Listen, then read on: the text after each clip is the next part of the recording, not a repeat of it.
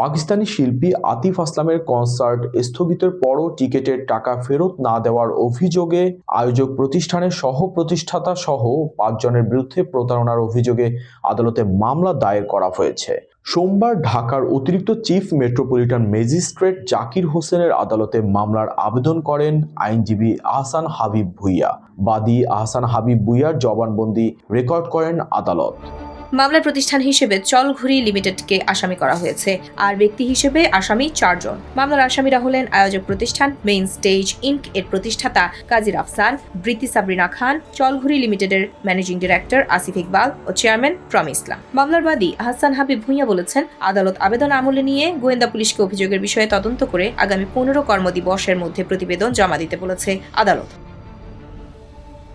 মামলার অভিযোগ অনুযায়ী 13 ডিসেম্বর আতিফ আসলামের কনসার্ট হবে জানিয়ে মেইন স্টেজ ইনক নামে একটি ফেসবুক আইডিতে বিজ্ঞাপন দেওয়া হয়। বিজ্ঞাপনে বিভিন্ন ক্যাটাগরির টিকিট উন্মুক্ত করা হয়। বাদী গত 19 নভেম্বর কনসার্টে 5টি টিকিট কেনেন। টিকিট বাবদ 28,444 টাকা পরিশোধ করেন। 12 ডিসেম্বর আসামিরা ফেসবুক পেজে ঘোষণা দেন সরকারের অনুমতি না পাওয়ায় কনসার্ট স্থগিত করা হয়েছে। মামলায় 6 জন সাক্ষীর নাম উল্লেখ করা হয়। তারাও বিভিন্ন মূল্যে 6টি টিকিট কিনেছেন। মামলায় অপরাধমূলক বিশ্বাসভঙ্গ ও প্রতারণা অভিযোগ আনা হয়েছে।